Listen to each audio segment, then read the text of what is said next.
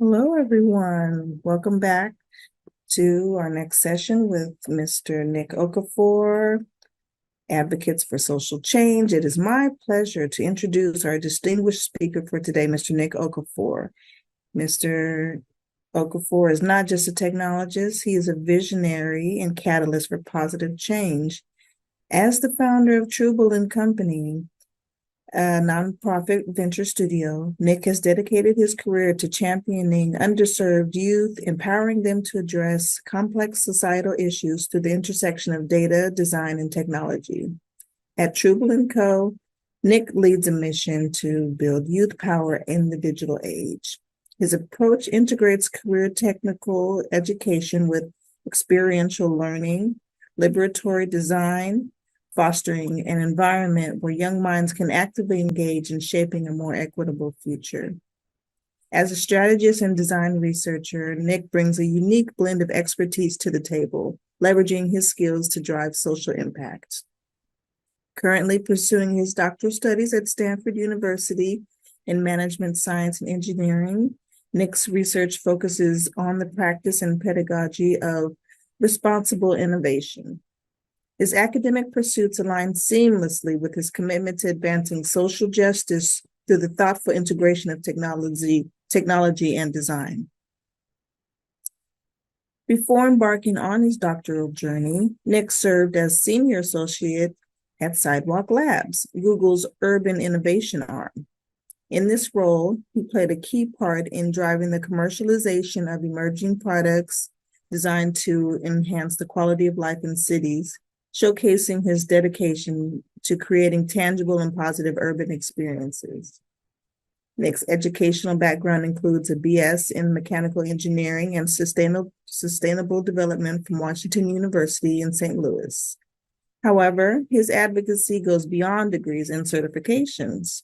Nick is a vocal proponent of reimagining the tools used to shape our society, advocating for a radical shift towards a more just and equitable system. As we delve into today's session on mapping justice, designing geospatial tools for social change, we are privileged to have Nick Okafor guide us through his experiences, insights, and the transformative potential of technology in the pursuit of justice. Please join me in welcoming Mr. Nick Okafor. Welcome. Thank you for being here today. Of course, of course. Thank you for the incredible introduction. It is so great being with you all here at North Star. So great being at homecoming during GIS Day and to just be in solidarity with all of the people in this virtual space. Sad I missed out on all the fun that y'all had in DC over the past couple of days, but I promise we'll have a good time online. It's going to be good and really excited just to share some of our work at how do we bring what's our vision for reaching liberation at scale and how geospatial technologies have been at the crux of that, especially as we're thinking about youth empowerment, responsible tech, and elevating communities worldwide. And so it's been really great. And really, I'm hoping to elevate some of the work of our students, our troublemakers, as we get into it. I know we're working on bringing a couple more troublemakers here into the panelists, but I thought it might be helpful if I just walk through some of the work of Trouble&Co and what we really stand for. And so I think I should have the power to share my screen. And so let me pull this up.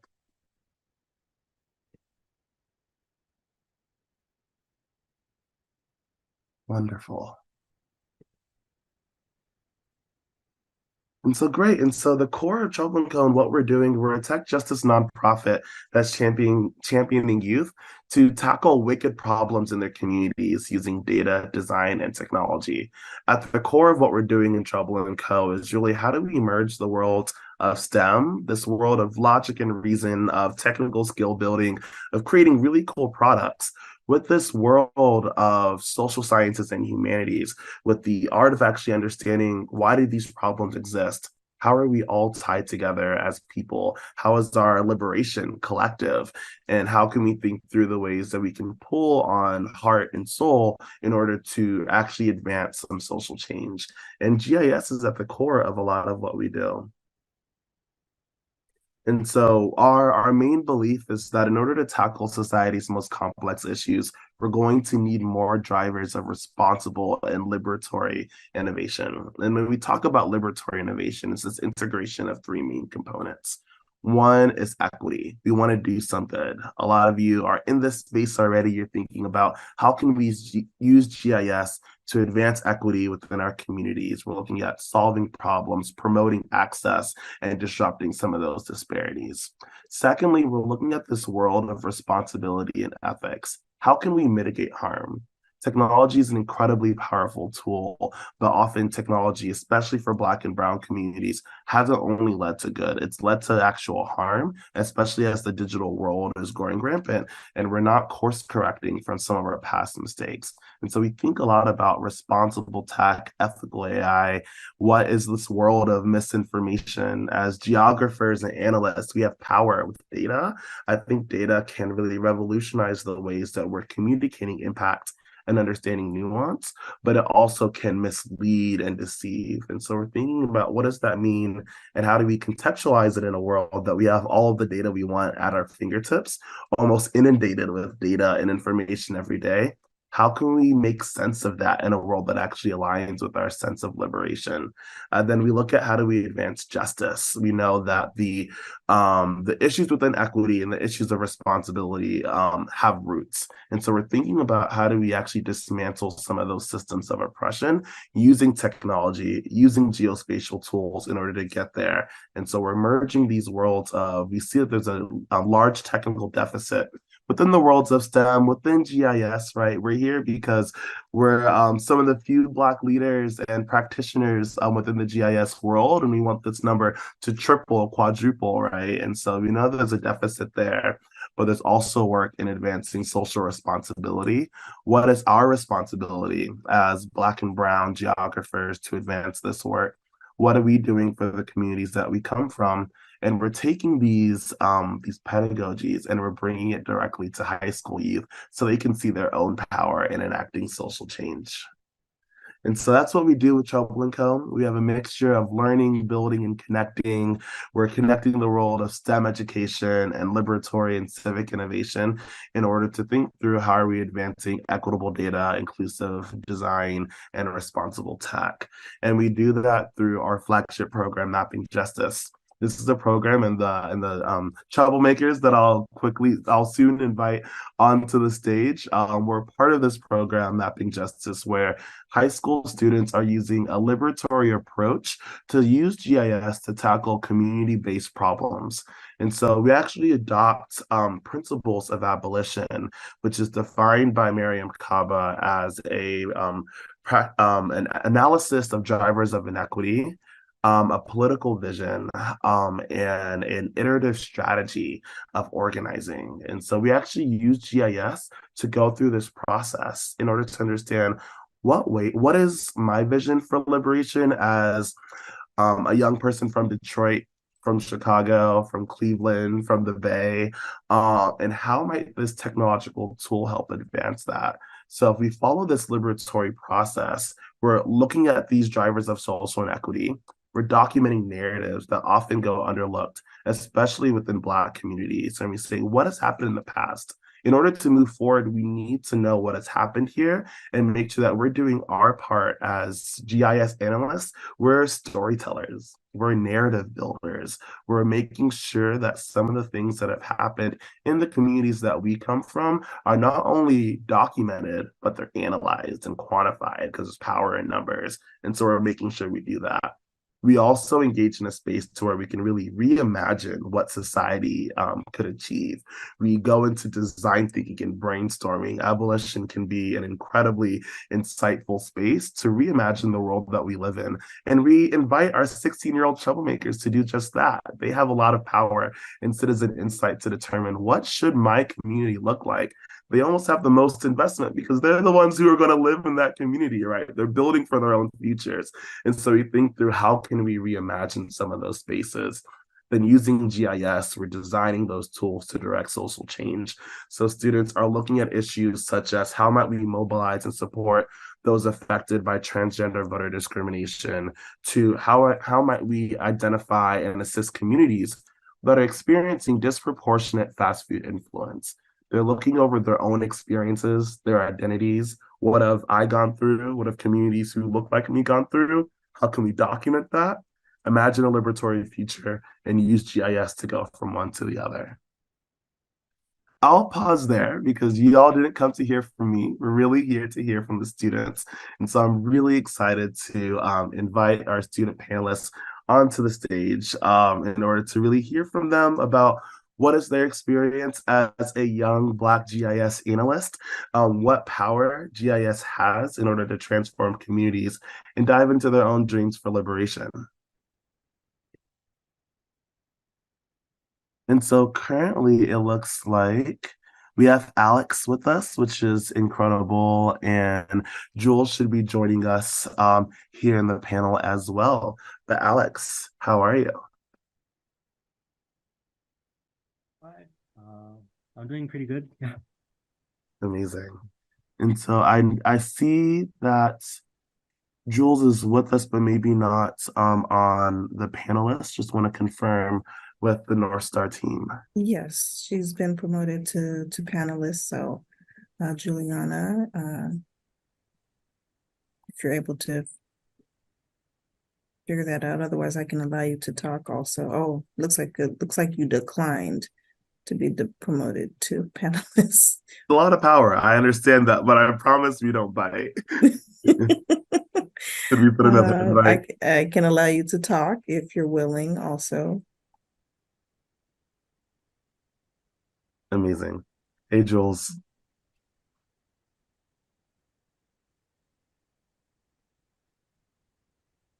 All right. So as Jules is getting set up, I'll pass it to Alex. We'd love just to hear from you. What's your story? Where do you come from? Where do you define as home or many homes?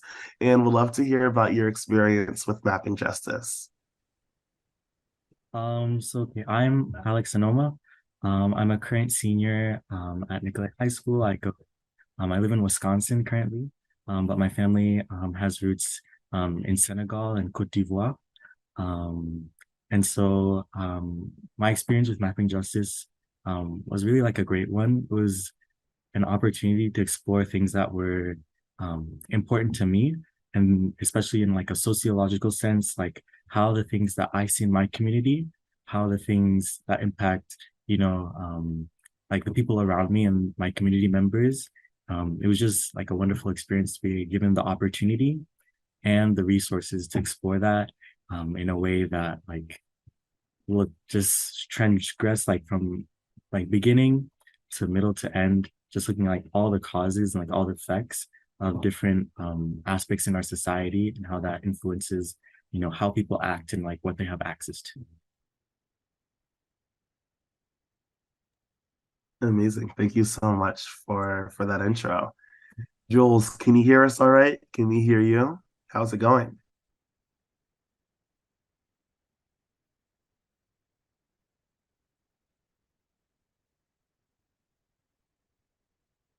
So we currently can't hear or see you, Jules, in case it is an audio or a video issue.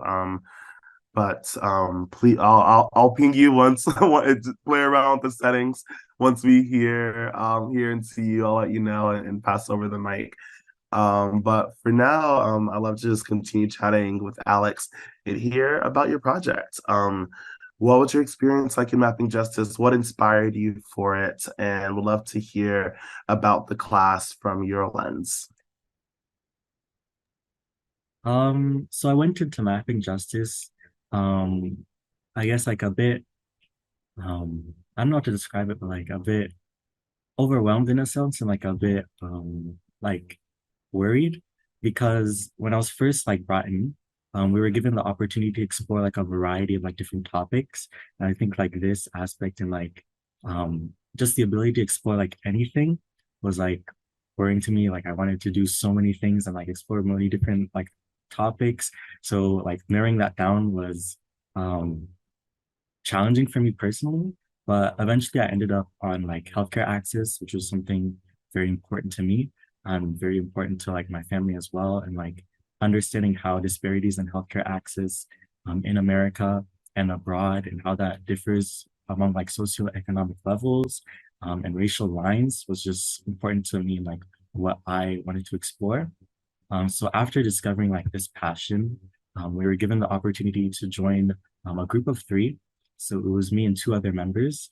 And from that group of three, we were asked to narrow down like each of our specific interests into one specific goal that we wanted to explore through geospatial data collectively. And so eventually, like my group, we all had interest in healthcare access and like access to medicine. One of my group members wanted to specifically study like um, how working hours and how like much people in poverty, how like increased working hours and longer work days influence their access to healthcare. So it was interesting seeing my interests in like socioeconomics and my other team members' interests in like medicine and healthcare and combining that to a single goal to analyze through geospatial data. So that's what we did throughout the 6-week program. We ended up analyzing 3 communities in California, metropolitan areas, which was San Diego, San Francisco, and Los Angeles. And we really looked at, you know, how in these communities are socioeconomics limiting how people have access to healthcare, have access to, you know, transportation, and how even along racial lines, like mistreatment in the healthcare industry and mistreatment in the medical system is impacting individuals at disproportionate rates.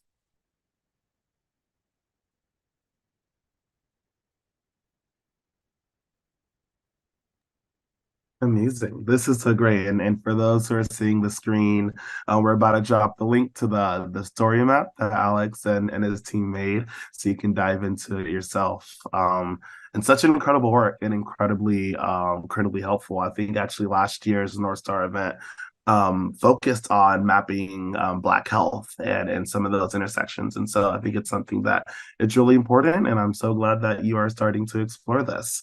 I'm curious. Let's say you're in class. Well, we're probably like in between classes right now, being realistic. So thank you for taking some time out of your school day for us. Well, let's say you just finished physics class. You're talking to your friend about your summer. You said, "Yeah, I did this GIS based summer program," and he says, "What is GIS? Why does it matter?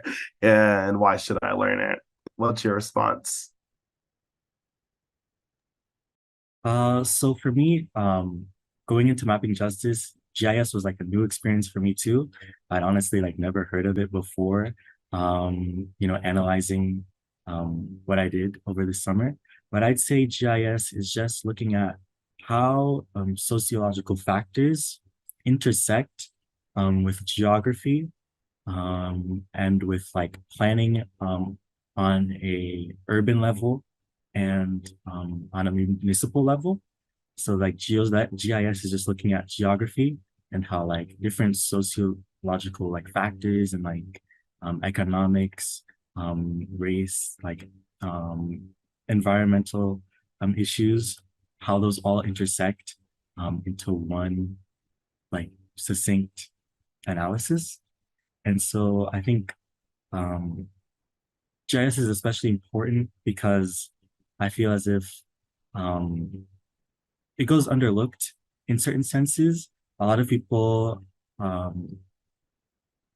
their first go-to when looking at like sociological factors, especially in sociology, their first go-to isn't like urban planning or isn't um, like geography. And I think at times that can be overlooked, especially when a lot of the focus is on like legislation and like laws. And while these are very important, it's also important to look at, you know, how how this legislation and how these laws intersect with geography and how these two factors come together to influence how people live and how people go by their, you know, day-to-day lives and processes. Thank you.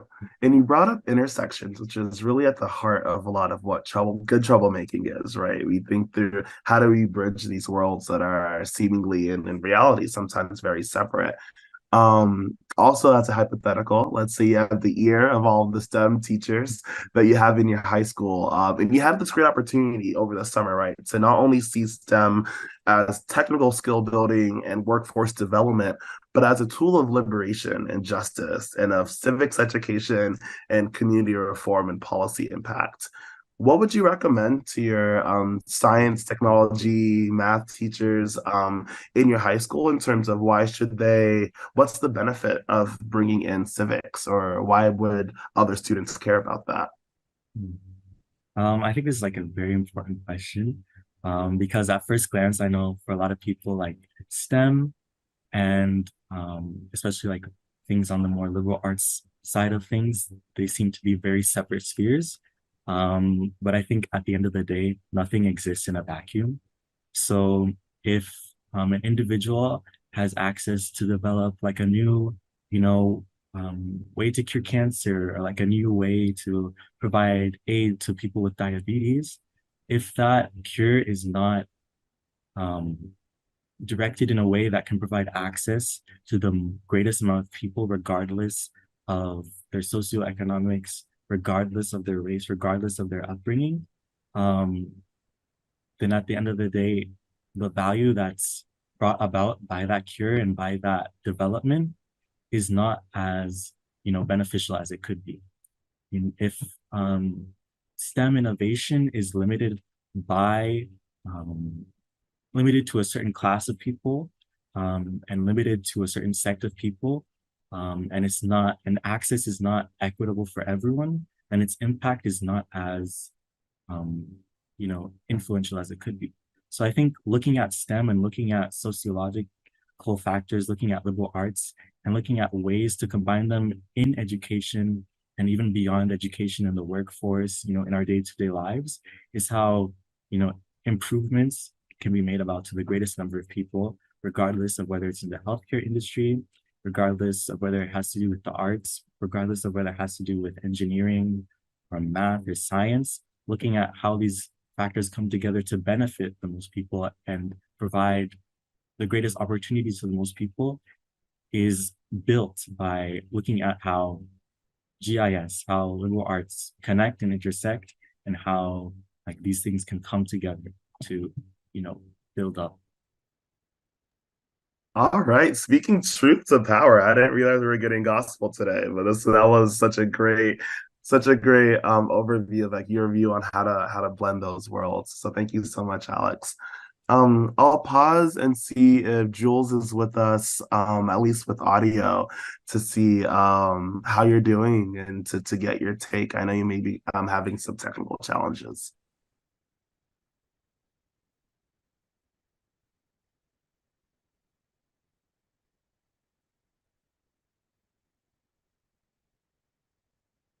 Oh no. Well, I hope that you'll be able to join us by the end of the panel. Maybe North Star can help course correct for any audio or technical difficulties one-on-one. And so I'll let North Star try and help out with that. But I'll turn it back to Alex and hope you can join us, Jules.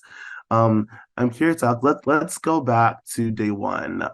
You open up your computer, you're here for mapping justice. You're like, what is GIS? What were some of your challenges? Some of your like primary frustrations in working with the software and challenges on that process. I think all of us here in the room can remember our first months with GIS.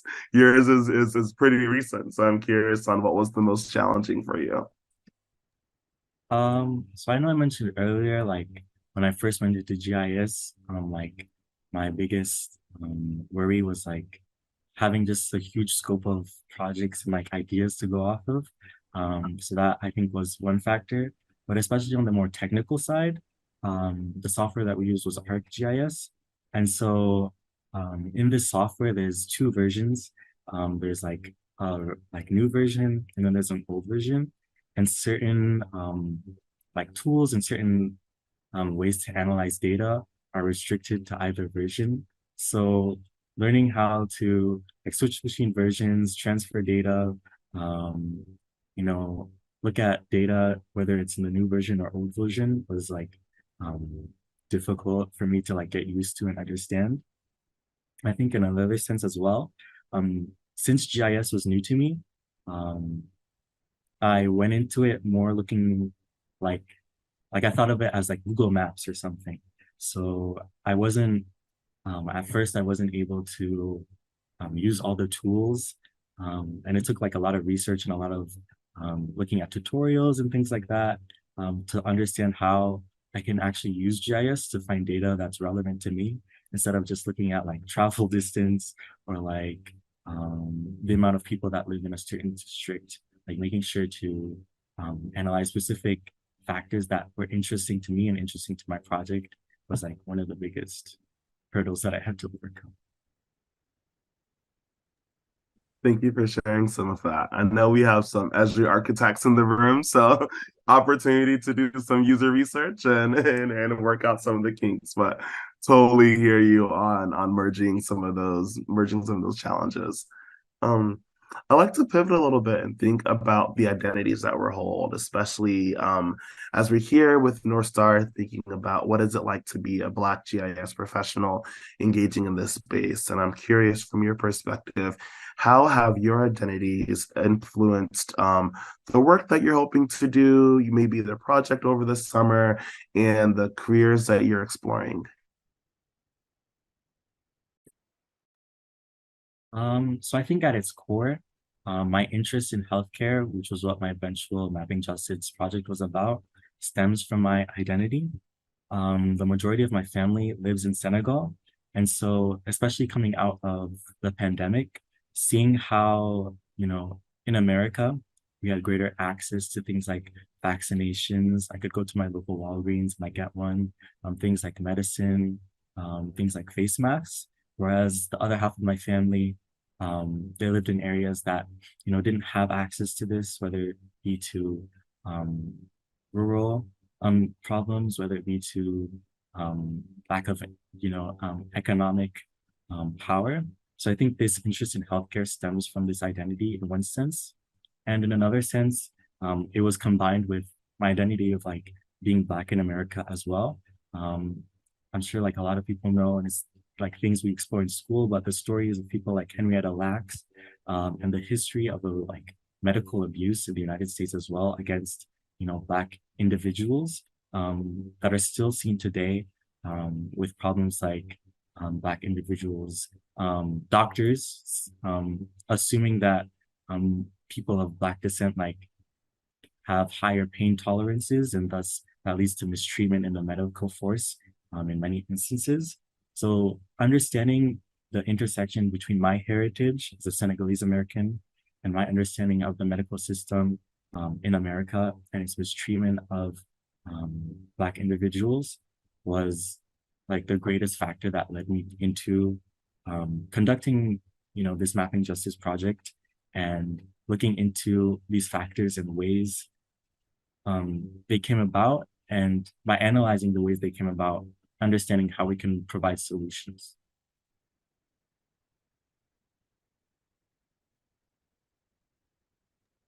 Amazing. Thank you so much for that insight.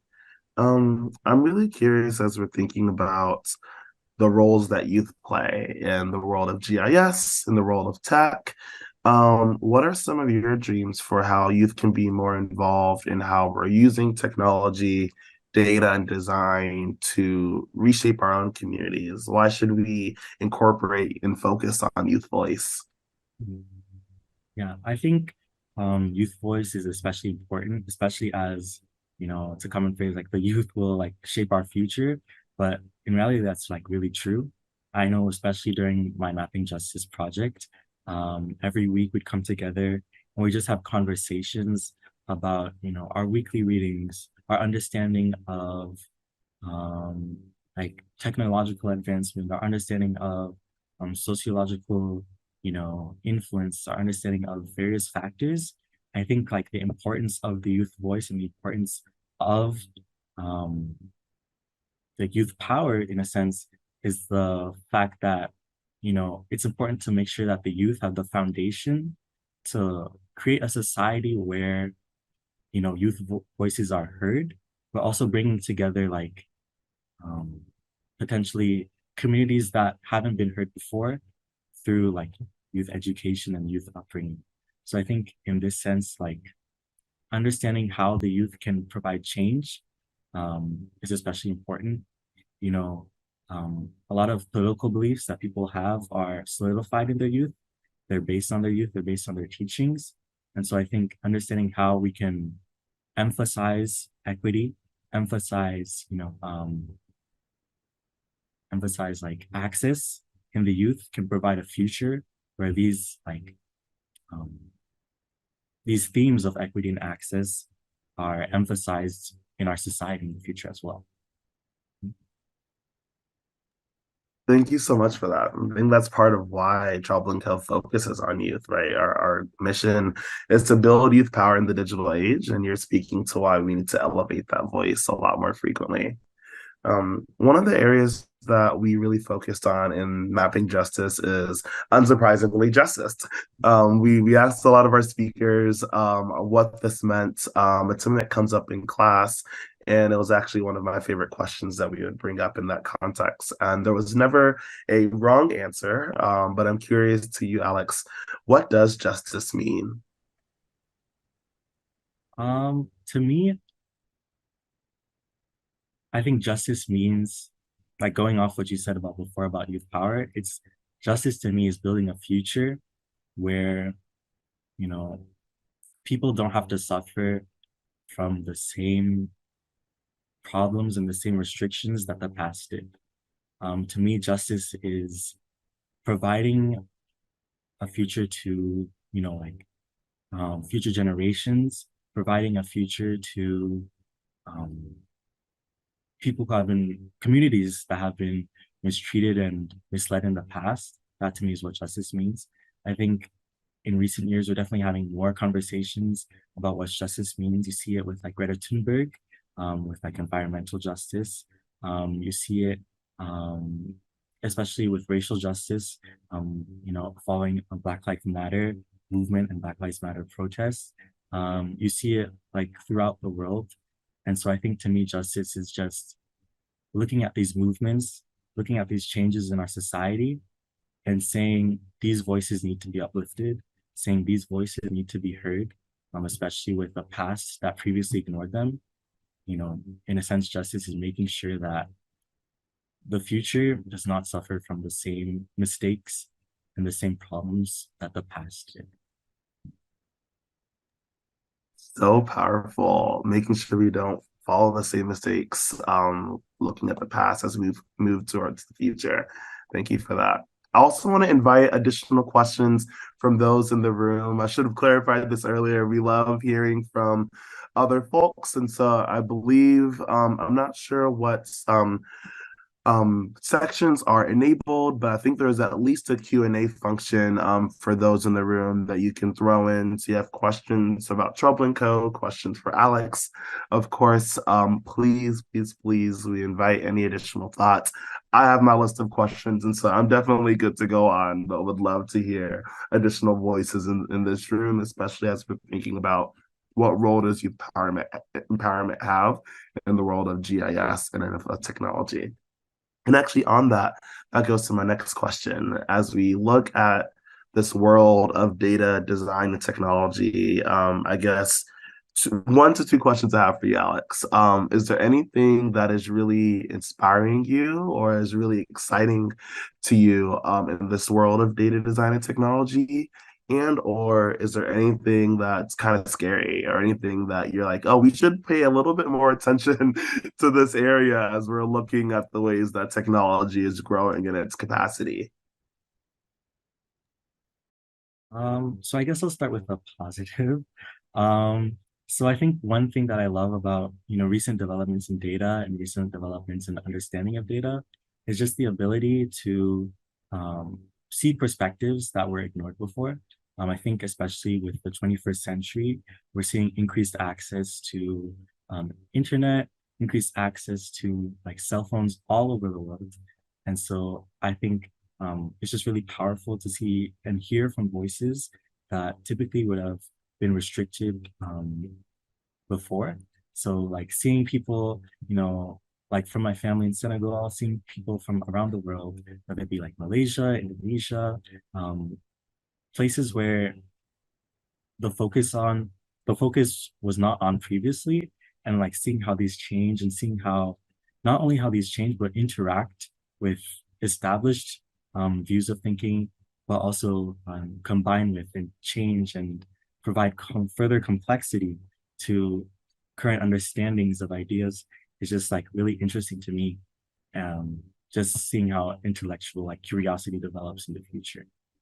On the more negative side, I definitely do think with more information comes worrying problems with like misinformation and as well as propaganda.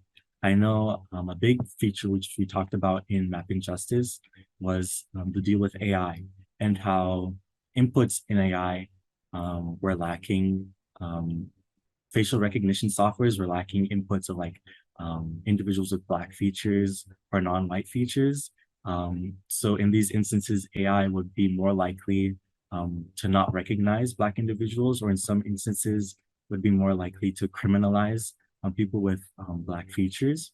And so I think this sense of like not recognizing the biases that exist in our society and understanding like how they influence AI development as well, since AI is simply based on the data that is already available. Not understanding like these influences is particularly worrying, but I do like enjoy that there's further focus on it, especially like in our mapping justice course. I also think that in regards to propaganda, um, I think it's like well documented and well known that in recent years it's been just so easy to like rely on the internet and like um, create false narratives that people will believe in and conspiracies that people will believe in that lack, you know, the data to support it, that lack the information to support it, and rather rely on um, emotional ties and rely on confirming biases that people already have.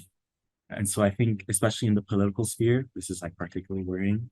So I think understanding how we can combat like conspiracies, how we can combat propaganda in the digital age is something that I would like to see a lot of more focus on in the future, and like understanding like how propaganda and conspiracies can be prevented, especially among the youth.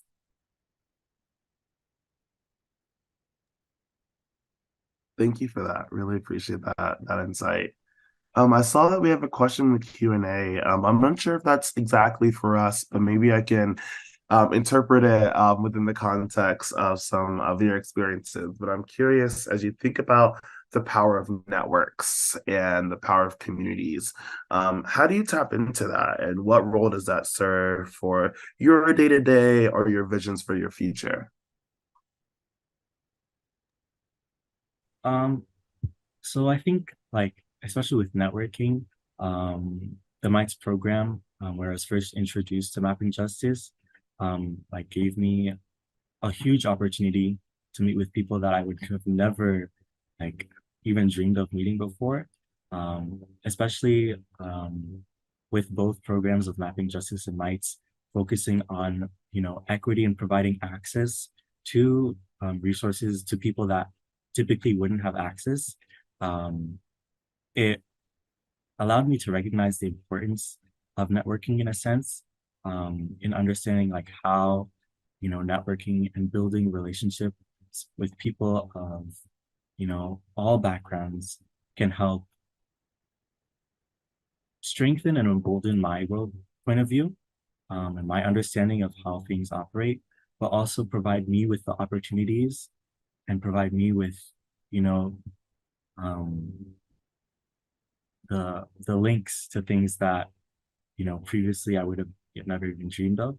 So I think in this sense, like networking and like providing relationships between one another is like just so important and like should be emphasized among all people, regardless of whether it's in the workforce, but even like in the day-to-day life, like speaking to your friends and like having a good time with them and like understanding where they're coming from. You know, networking is not always from a professional point of view, but also, you know, networking is like an everyday thing. and it's something that you can practice daily, hourly. So I think, yeah, it's especially. I love that. I think it really speaks to the little moments and the subtle moments that we don't always focus on, but that's truly what brings the power of a network, right? We cherish the moments of just being able to connect and able to just be in moments of leisure and in solidarity, and that's what really builds those ties. So we can really lean on each other, especially when we're thinking through solidarity and justice and liberation, and building upon that community. I appreciate that. Going back to your project, one incredible work, and so it's so great to hear more about your work in exploring healthcare through GIS. I'm curious from your perspective, the class is pretty short, and in your iteration of mapping justice, it's just 5 to 6 weeks. Let's say you had another couple of months. What do you think would have been the next steps of your project? Where would you have taken it, and what questions are still on your mind? So I think for me, in my project, I would have definitely, well, first I'd just like to explore like more in depth my project. As you said, it was a 5 to 6 week program. And the groups I think were formed around week 2. So really I only had like 4 weeks with my group members to develop this like mapping like justice, you know, inquiry into like healthcare. And so I think first, if I had more time, I'd just like to go in more in depth. I'm in my like research into how socioeconomics and things play into these. Um, After that, I definitely love to like reach out to, systems and power already in place. I know a source of a lot of our information was from the California, um, you know, GIS department of like geography and like data. And so I think like reaching out to them more and like even providing them with some of our findings and um, building that kind of relationship to strengthen like our data and also um, just do more research into like what we were interested in, I think would just be a wonderful thing to explore and like wonderful thing to just to like provide more maps and more data to people who are interested in it. Um, I think in another sense, I'd also like to explore how healthcare affects people, you know, outside of the communities that we chose to explore. Um, One limiting factor in the ArcGIS data set is that a lot of the most refined and most accessible data is um, restricted to either United States or Canada. And so I think looking into how, communities, you know, we looked into San Diego, but even how neighboring communities, in Mexico, in Tijuana, how these disparities exist along a border, how these disparities exist, across oceans, I think would be a very interesting lens to look at and one that I would love to explore given more time and yeah. Such a great thought to close on as we're crossing borders, integrating communities, and really thinking through what justice may look like from an expanded geospatial lens. Alex, thank you so much for spending today with us. It's great to hear your voice, great to hear your visions for the future, and really appreciate it. And I just want to give Alex a round of applause for just being able to share his story and grace us with these thoughts of youth liberation. And with that, I want to thank you all for joining us today. It's been a great moment just to share some of the work of Mapping Justice and of Truble&Co. We continue to engage communities nationwide. If you're interested in causing good trouble, you can reach us at Truble&Co, Trubel.co. Some of the links that we threw in the chat with the student projects also has links to contact us, and there you'll be able to see the incredible work of some of the 100+ troublemakers that we work with in the Mapping Justice program. And with that, I'll pass it back to North Star and really excited for the rest of the conference. We got the sponsorship. Thank you, Nick. Thank you, Nick and team, for the wonderful presentation.